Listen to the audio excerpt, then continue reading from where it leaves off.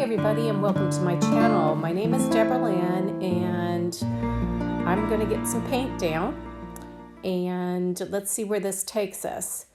Right now I am grabbing some rose madder and I'm starting the process off with, I want to develop flowers. I know that, okay?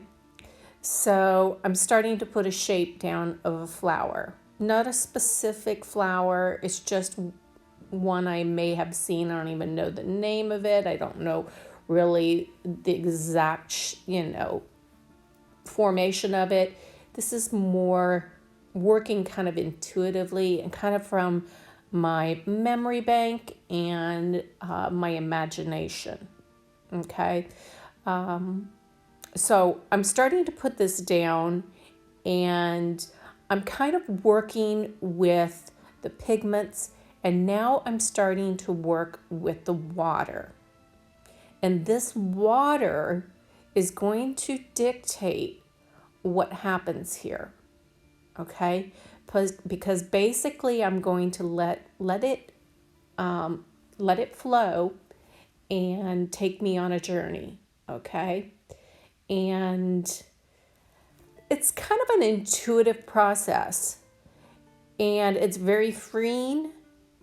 It's also fun, and I highly suggest it even for a new person starting. It helps you really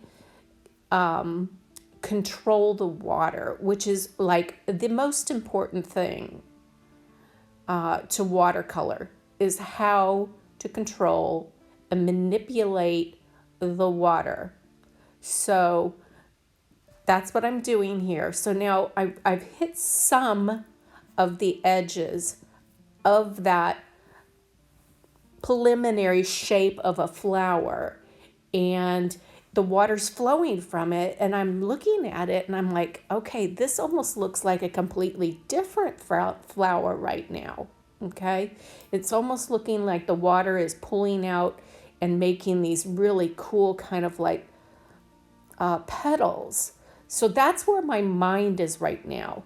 It's seeing a formation of a completely different flower that I had in mind. So, but I don't really know how to pull it together yet. So I'm just working with pulling that water out to the side, blending things out nicely until they're kind of clean and white, getting rid of any hard edges of that soft pink, because as it dries, I may not want to see that really hard edge. I want to soften it, okay? So it looks really faint, okay? So it's a real clear wash, almost too white.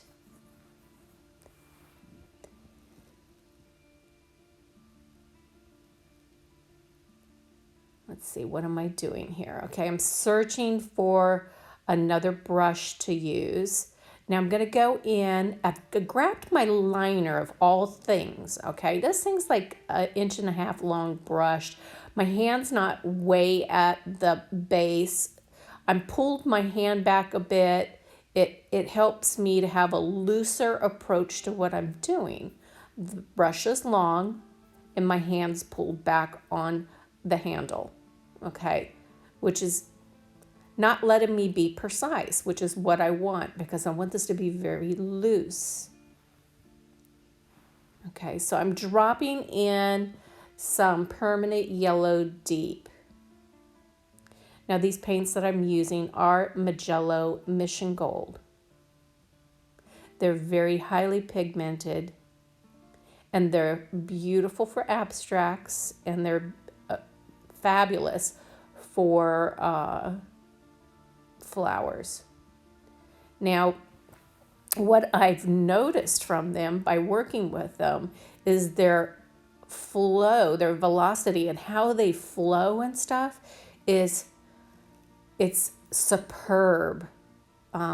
So I really love that about them. They really do flow beautifully. So they are also really good for loose watercolor. So I will drop links for all of that, so you guys can. I'll drop in a link to one that I suggest that has a nice kit that has a bunch of nice colors for you guys to get started with, and that'll be on Amazon.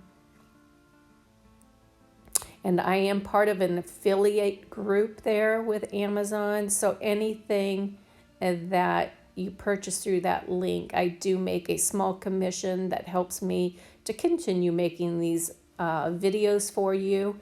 And so I would greatly appreciate if you used those links.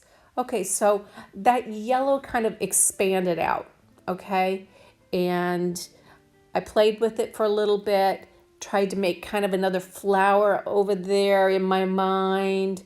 I was kind of seeing what would happen, and I didn't like it, so I kind of re-wet it and just threw down some tissue and blotted that up a little bit.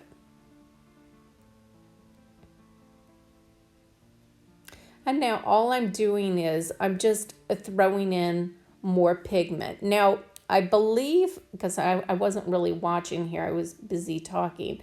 I think I was throwing in, I may have thrown in a little bit of red violet in here too.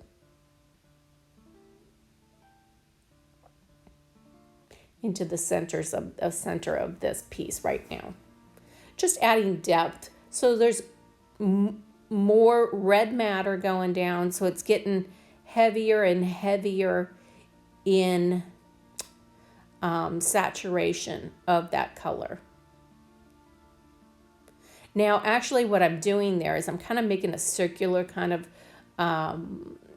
mark, because I thought, okay, I'm going to kind of define the center of this flower, still thinking it was going to be some kind of flower, different flower than that it ends up being. Okay. And now I'm trying to manipulate the flow of the pigment, and I'm adding more water to that and kind of coaxing it along, using my hand to adjust the paper. Now, I don't have the paper pinned down. I keep it floppy like that, so I can kind of move it around the way I want it. If it was on a board, it's a little bit more stable, but there's certain things that you can do with it not on the board that are beneficial. So if there's an area where that pops up, I will show you that. I think there is a point that something different happens, that it was good that it wasn't on a board. So I do have a tendency to spin my work a lot. Sometimes I work upside down. It gives you a completely different perspective of the piece. It also keeps you loose. You can't focus too much if you throw it upside down, because your brain gets a little confused. So it's also help. Okay, now I'm just throwing in some red matter, and I'm just gonna see where this takes me now. And up at the top, I threw in some permanent yellow deep. Now I'm pulling this pigment all the way to the edge. Now when you're doing a wash like this, a back run wash, it's really nice for your painting for it to be all the way up at the very, very top. Okay, now in my group, I'm noticing some of you guys are dropping it up at the top, but you're leaving like a white perimeter, and you don't want to do that. And I'm saying that because if you were to frame it, think about it, you'd have all this weird white perimeter around it, or you'd have to crop the painting way down. So utilize all the space that you can, all the paper you can, and get rid of that white edge. Pull that pigment all the way to the top. Now I'm just dumping in more pigment and kind of coaxing it down, filling up that quill. Now that quill can handle a ton of water, so I just keep filling my brush up with more and more and more water. And you have to see, if you're not seeing it flow marks and things dragging downward and you're pushing it too much with your brush, you're doing it wrong. I think some of you guys really, I'm noticing in the group, I think some of you guys need to not focus on so much of building an image from it. You need to just work on your washes and just have some paintings or just have some pieces that are just nothing but washes, and keep them because as you progress, you can go back to those washes that you've painted and you can create things with it. Okay, so don't ever get rid of your washes, your paintings that are washes. So that's a good thing for a beginner, because you're learning how to do the wash, you're learning how to control the water. We might get into learning how to do some textures within a wash, okay? And I'll bring that into some other tutorials further along. And so right now, I'm also taking this pigment and I'm pulling it along. Do you see that I'm kind of doing that whole left-hand side is all pigment, so that when it's framed, it's not going to look odd, okay? And so you have to kind of keep in mind these things also, that when you're painting, how is it going to look behind a mat or glass? Or some people actually apply their painting to a cradle board or to a canvas. I walked into a gallery and walked into this watercolor heaven, but everything was on canvas and I was confused. I was like, this is actually stunning. And she just applies the stuff to a canvas and it was just so pretty. I really should do a couple of my pieces that way, but you have to have the canvas. Then you have to cut your paper exactly to that canvas size. So you kind of have to have that plan in mind. And heck, I just want to get into the studio and start painting. So I'm just pulling paper out of that box in my room and getting busy. I need to stop and plan out and try to do one of those, apply it to canvas things. That would be really cool to do. But then you have to do a protective coating on it. You'd have to do a UV protection coating on it, and then you would have to seal it also. I think I'll do one of those with you guys. I think that'd be really cool to do. Do a whole project with that. Okay, so now I'm seeing that this is not going in the direction of it's going more back to the original idea that I was having for a flower. So I'm kind of building back on that again. Now, as you can see, when I was putting that water in, I also made sure that I retained white spaces. So when you're doing these, okay, when you're doing these washes, in order to build something later or as you're working, you must control white spaces. Don't let everything have pigment on it, okay? So be careful with your brush and moving things around. So I'm just putting in more and more pigment. I'm just building things up.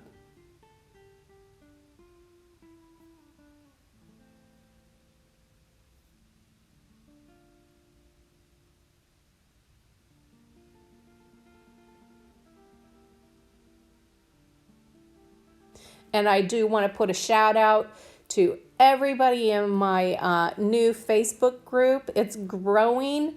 I don't know where we are right now. I think we're pushing towards 700 now, and I am making some fabulous acquaintances and some dear friends right now, and it's so much fun in there. I go in that room every day and I giggle so much. I have so much fun in there. It's just a delight, and it's actually turning out to be a fun place. And that's what I want. Okay, I'm going into orange right now. I just threw a big thing of orange down. But I want it to be a fun place. I don't want it to be an uptight place. I don't want to be just a place where it's just people are just posting their stuff and people are getting catty, and I don't want any of that. I just want everybody just laughing and looking at their art objectively, but also can find the humor in, like, oh my God, that isn't really the best, and or can laugh at themselves. Okay. So just let's have fun. Let's just have fun. Life is too short. Okay, now I'm going into this. I make these lines. I started some over there in the middle where the orange is. Now I'm dragging clean water through the pigment, and it's creating these rays. I call them rays. I don't know what the real technical word for them would be, but I'm just calling them kind of like sun rays.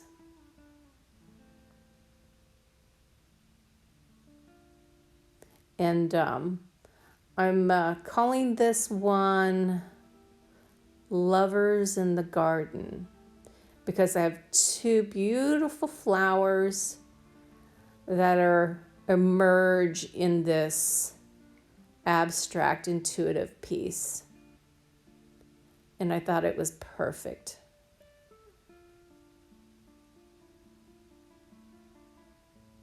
And I had all my members in the group giving me ideas for a name. And I selected the one that I felt was probably, I don't know, it just felt right to me.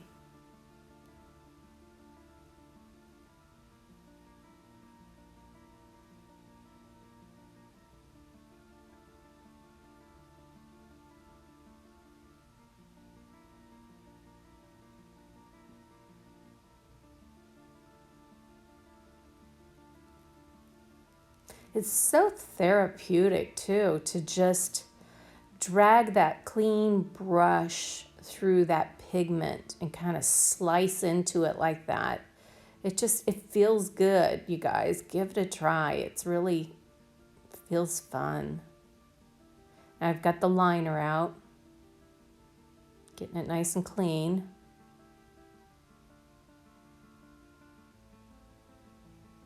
And now I'm making thinner ones, okay?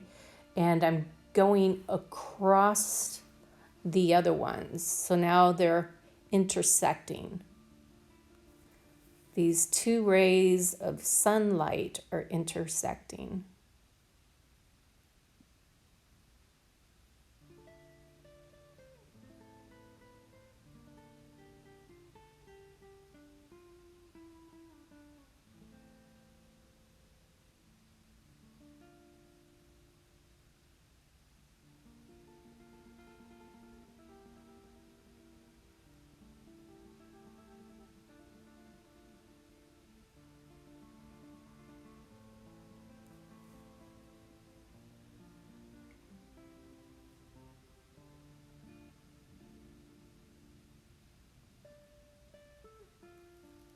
And now I just grabbed my container. It is Dr. P.H. Martin's Bleed Proof White. It is a white correctioning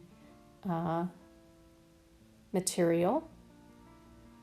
And I just put a little bit on my brush just to add just a hint more white. I'm not using much of it.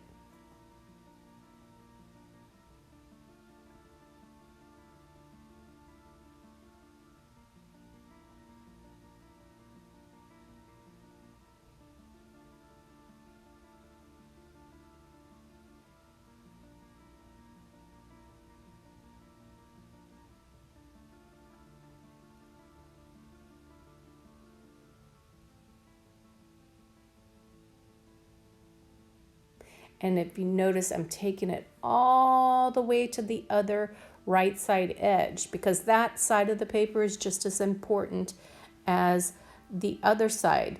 So I want pigment going all the way to the edges. Think about it when you're going to paint, how it's going to look under that mat or glass. Okay? And you want as much paper to utilize as possible. I'm telling you, one thing that as an interior designer that a lot of people do wrong with their art on their walls is they hang a lot of small art in a big area or a big wall, and it doesn't look right. So if you can paint, if you want to do paintings for your own home, really consider doing much larger pieces, okay? Paint on a big piece of a full sheet of paper. That would make a very nice size art piece. You can even buy rolls of watercolor paper, which are like 50, I think they're about 52 inches by 48 or something like that. I have rolls of watercolor paper, and do that too. Do monster watercolors. Yeah, they'd probably cost a fortune to frame, but you also could do it more inexpensively also, with the idea that I just had talked about earlier would be to buy the big canvas and then apply that sheet of watercolor to that canvas and then protect it. So that's an idea. Maybe that's what I do with use a big sheet of watercolor paper on, that's an idea. Big sheet of watercolor of paper on a large canvas.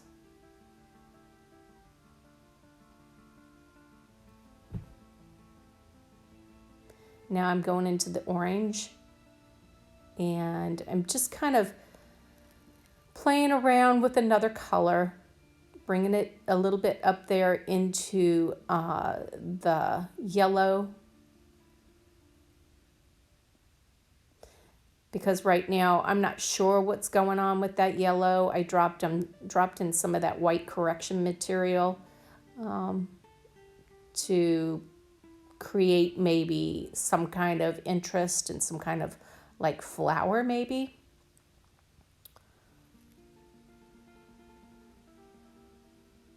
And now I have my green coming out. I am using olive green, and it isn't a thicker consistency. Olive green has a tendency, if you water it down, becomes very kind of almost yellow.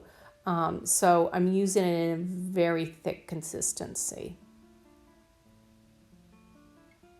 Pretty much going straight into the pigment with my wet brush. And let's see what here.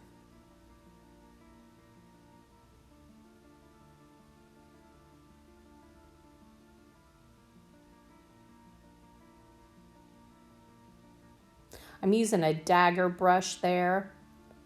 It's really floppy, which helps also keep everything, excuse me, which also keeps everything very loose when you're painting.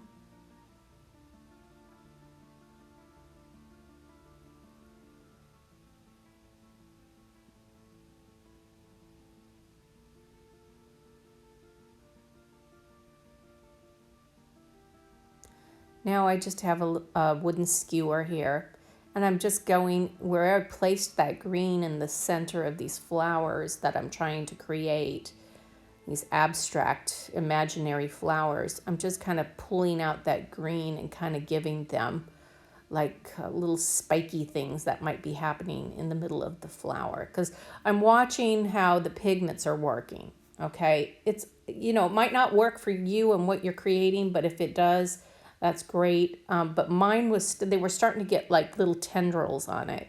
So I thought, okay, well, I'll just go with that. I'll just kind of add my little twist on it also. And the pigment was doing its thing. Now I'm going to do my thing.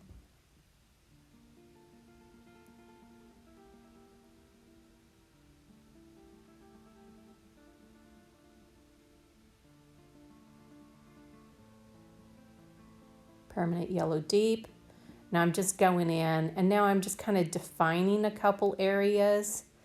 Like I'm creating this area that it kind of looks like a petal.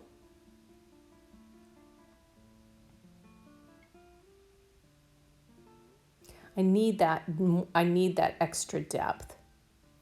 Although this is the backdrop, the yellow that's in there is that permanent yellow deep. It's just I'm adding another layer of it.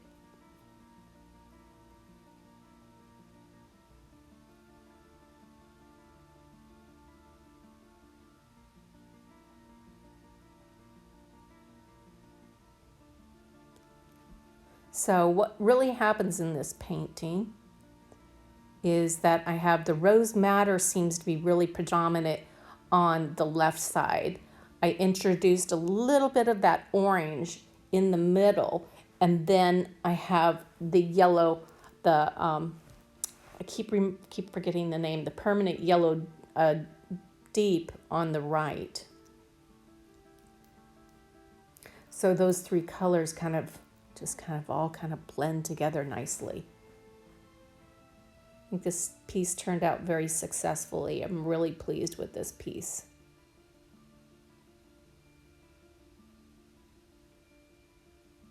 And it didn't take me that long either. For however long this film ends up being, that's how long it took me to create the piece. So you do have to work relatively quickly. Relatively quick. What did I just say? I don't even know what I just said. Oh my goodness. I haven't had my morning coffee yet.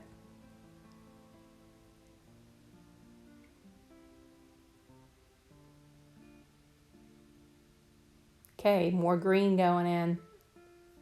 Just emphasizing, just dropping more pigment in. I want them to kind of have some definition and depth to them.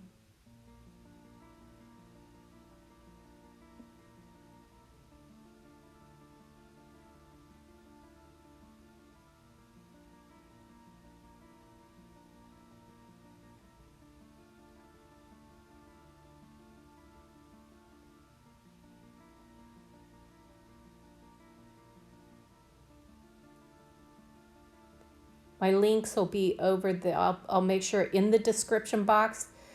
You can go up there and look for my links so you know where to find me. And so those will be there in the description box. Even on if you go to my actual channel and you look at my channel with all my different videos and stuff, in the banner area, there should be little icons there. One's like Instagram and one's Facebook. All you have to do is click on them, and that will take you straight over to my group, or that will take you straight over to my Instagram. I know some of you are contacting me not knowing how to get access to the group, that's how you find it, either in the description box or up there in the top banner.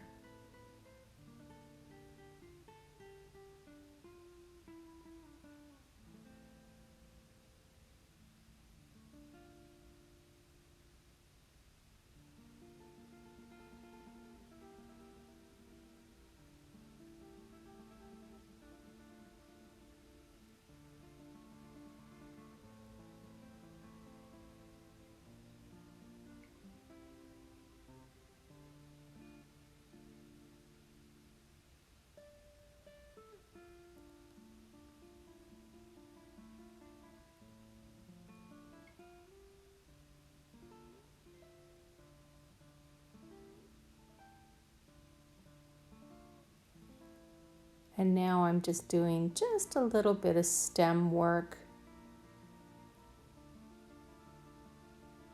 Not too much. I don't want to overkill. And I'm using my liner.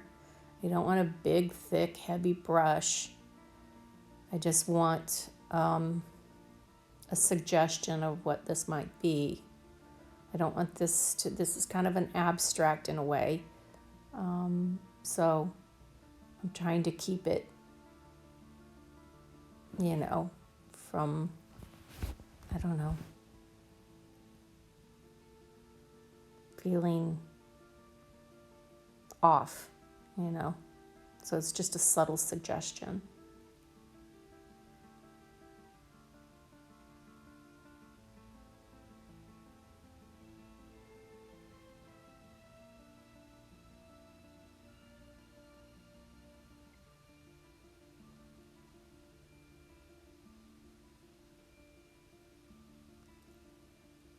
Working on that stem over there.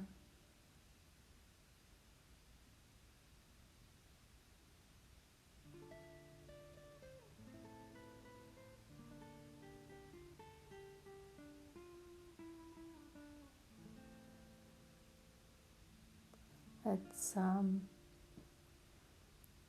yellow green, and I think that was the name of it. I was mixing greenish yellow and olive green. I mixed there. And now I'm going to make my little twiggy things because I'm on a twiggy thing journey. So they seem to be wanting to come out and play in every one of my paintings. So, okay, we'll roll with it. And I'm just making some kind of like thorny looking textures on it.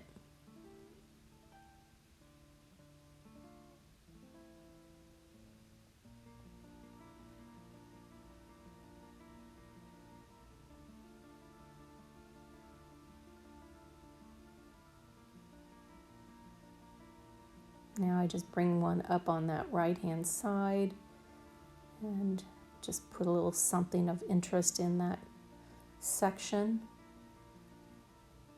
And putting in some little thorny pieces.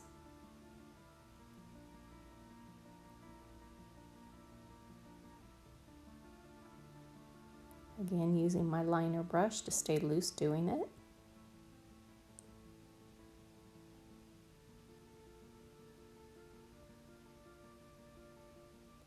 Now I'm just kind of putting some background twigs in the piece. Doesn't have much pigment on my brush because I don't want to draw too much attention to them. Just slight suggestions of something. Now I'm kind of building the pigment on this one in the front. It kind of started to bleed away. The paper was really wet there and it just started bleeding out.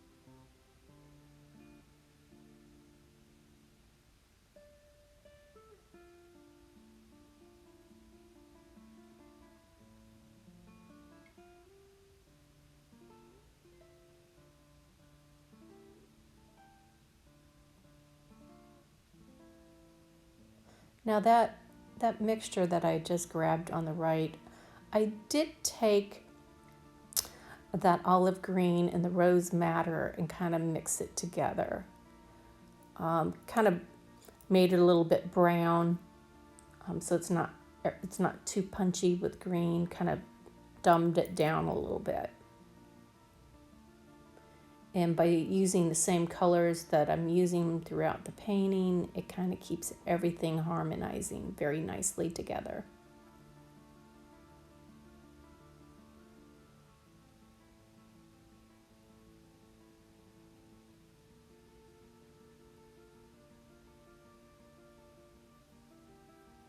And I used a little bit of that rose madder in the center also. So that red that's over on the left is now over on the right in the yellow.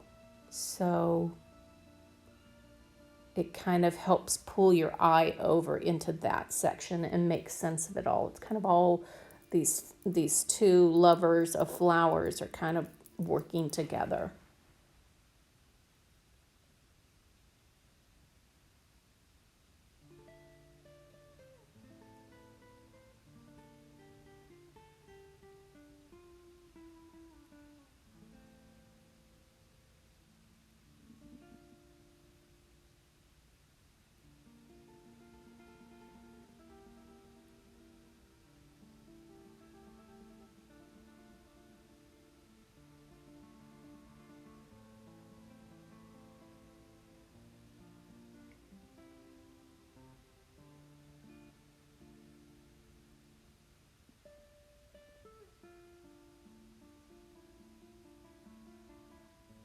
Now that brush that I was using there, I think I was just using a round brush to do that.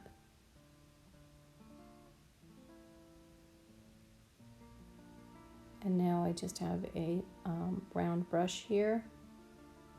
It's sable. And now I'm going back over and doing some more of these rays and kind of crossing over that stem work that I did.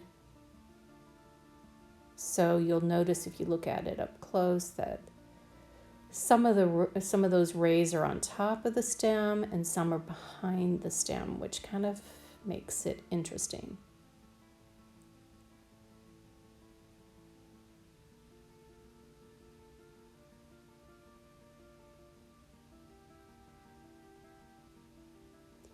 And just doing a little bit more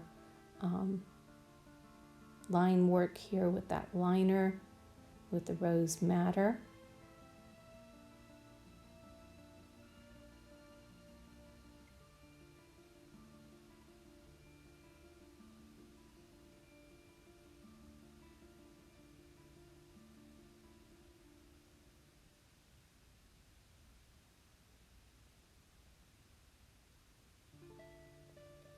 I'm going to cross over a little bit here into the rays that I just put down.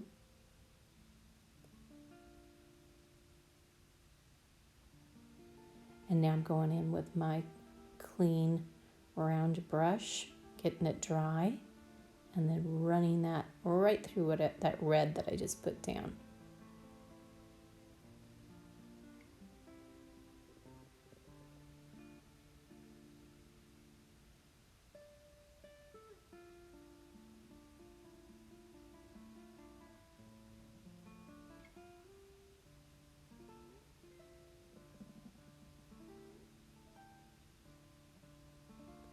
And now I'm taking some of the red, and sorry about my head throughout this whole filming process, and I'm just making little buds.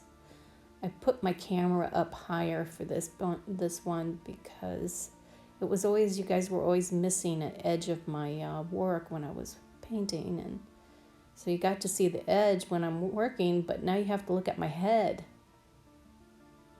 And of course my hair's not done because I crawled out of bed and went to the studio. So you get to look at my gnarly hair, my morning bed head. How's that for a YouTube video? Oh my, the life of an artist.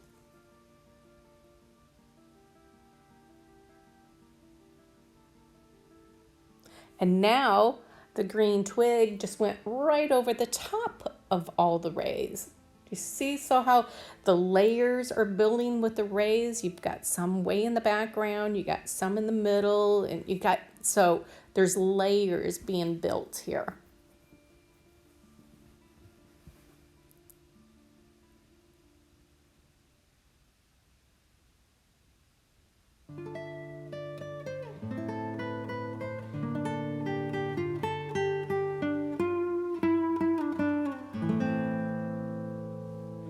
Okay, well, you guys, I'm closing in now to the very end. I want to thank you guys for joining me in this process. In the meantime, be safe, stay well, and may God bless all you guys with your art mightily. Bye for now.